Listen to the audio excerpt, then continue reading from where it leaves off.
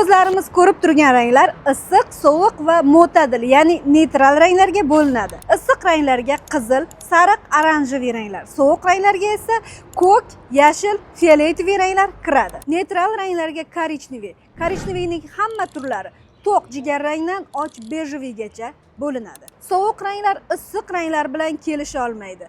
Sovuq ranglar bilan ham kelisha olmaydi.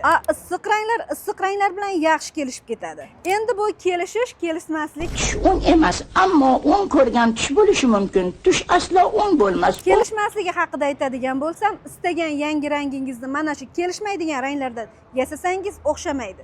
Yo yashilga yoki kulrangga aylanib qoladi. Yokida allambalo rang paydo bo'ladi. Kelishadigan va kelishmaydigan ranglar haqidagi chuqur bilimni Meni ranglar matematikasi onlayn va offlayn kurslarimdan olishingiz mumkin. Soch koloristikasidan yuqori daromad qilmoqchi bo'lganlarni kurslarimga taklif qilaman.